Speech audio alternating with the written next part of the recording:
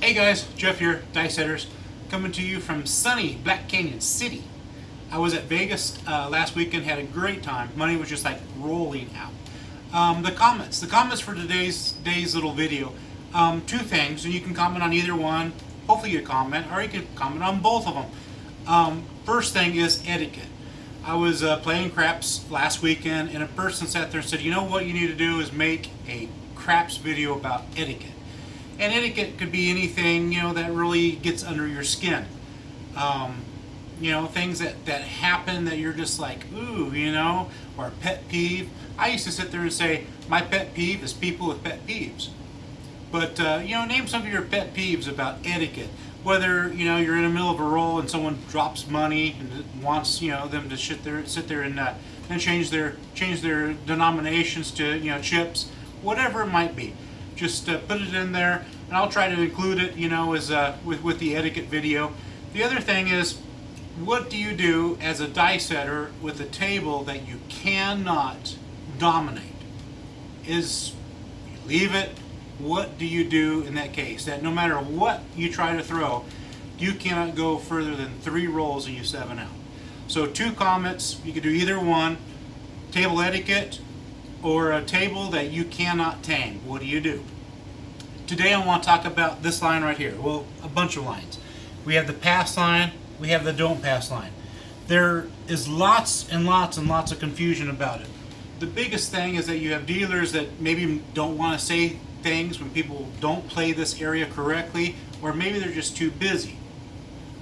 We have the puck off right now. So the puck is off. The dice are being held up here by the stick man. The stick man sits right here. Bets are coming in. So if you are the shooter, you've got to have money either here or both. It doesn't really matter. Once you sit there and put money on the pass line, once the point is made and this is now turned on, you cannot pick money off of this pass line, this guy here. You cannot add money to this pass line when this is on. You certainly can add odds to it, but you cannot sit there once that's made go, well, I want to do this and I want more odds and I want to do that. Completely illegal. Does it happen? Sure enough, it does happen. It happens all the time. Now let's sit there and say the puck is off. We put our money on the don't. It switches to the 4, and we don't want to play the don't. Can you take this money off? Most certainly you can.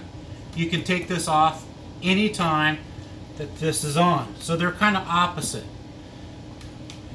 During the come out roll, if they don't score a point, again, you can sit there and pick this up.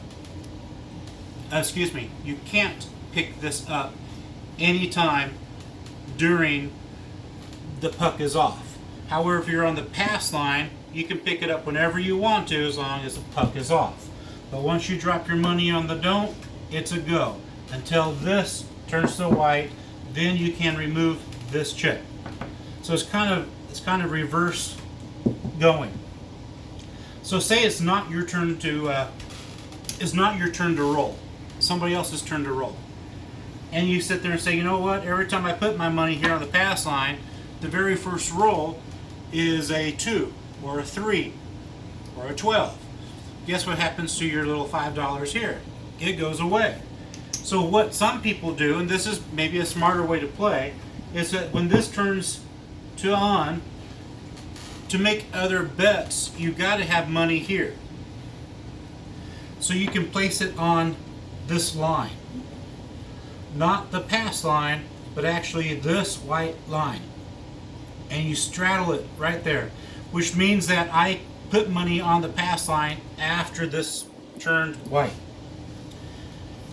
If you are on a 6 or an 8, you must increase that to $6.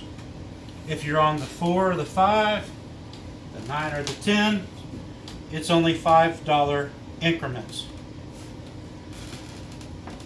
On the don't, really Doesn't matter. Another thing that people have a problem with is the don't come.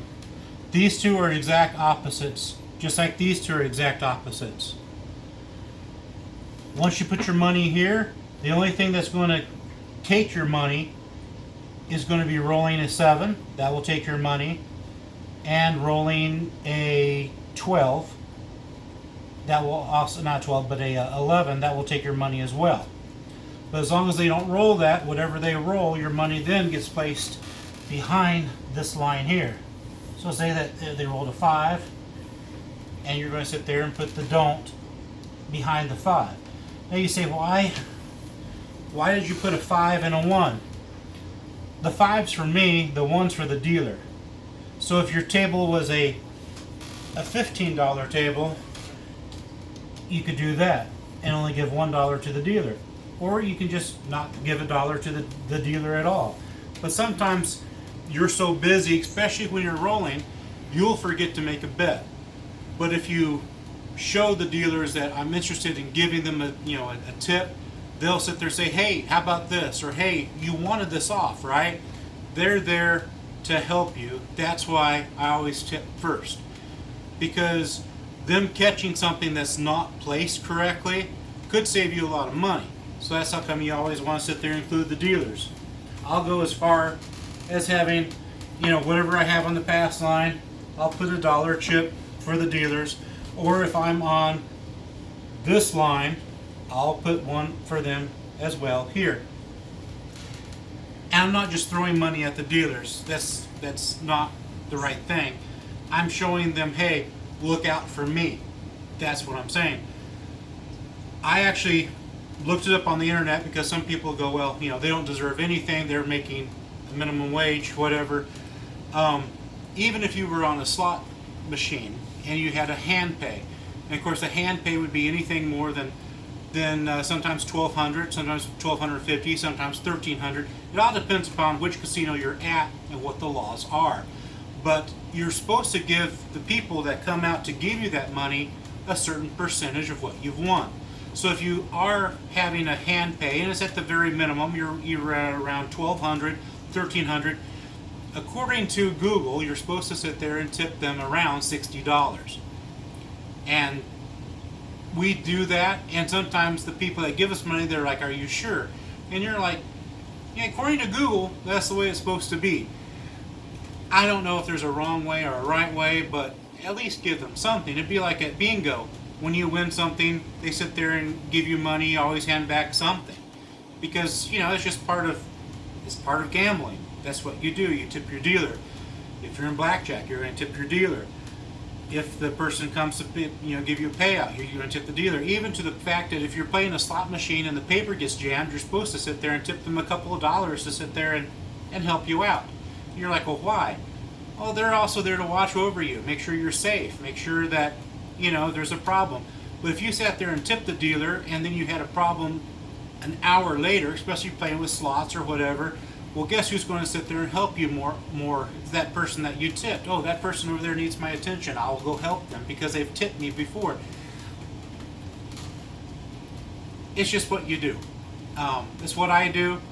And do I get tips? No, I'm just a mechanic and that's all I do. But there are some times that my guys will get tips. Whether they, rotated the tires during an oil change or whatever it might be. The customer does tip. And I always make sure that they go out to that technician and tip them. Don't give it to me because it's my shop, yes, but I'm not the one that did the work. So that's tipping. But that kind of goes with, why there's people that play here versus here. And if you are playing here, you don't get to put odds back here. That's basically what that's showing. And again, leave a comment. I hope to do, at least get 10 things that make people upset when you're playing craps. It's kind of like going to a convenience store and only wanting the soda, and you got 10 people in front of you that are doing lottery tickets. How upset and mad you get.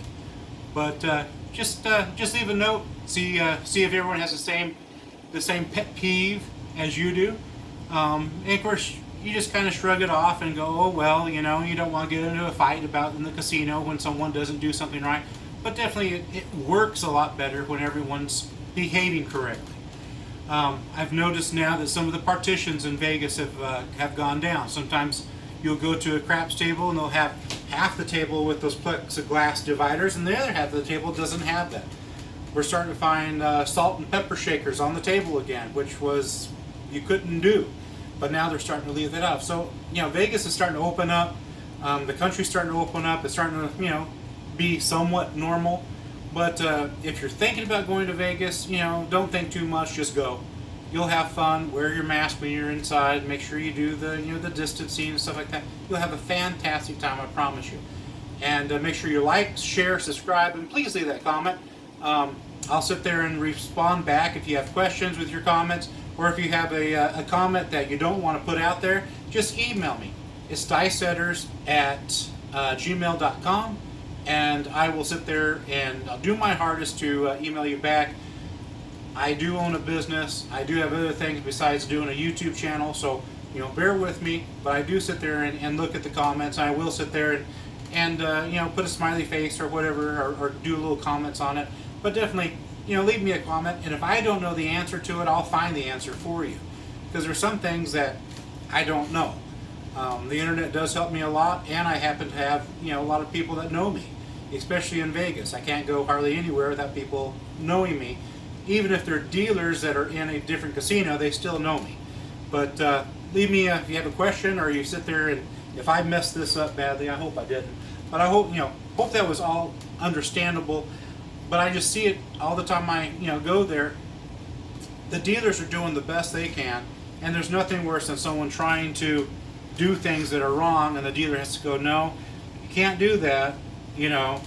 Or someone tries to put odds behind, you know, you're like, no, you can't do that. So I hope that was a help for you, and wait till next week and we'll do pet peeves. Have a good one, guys.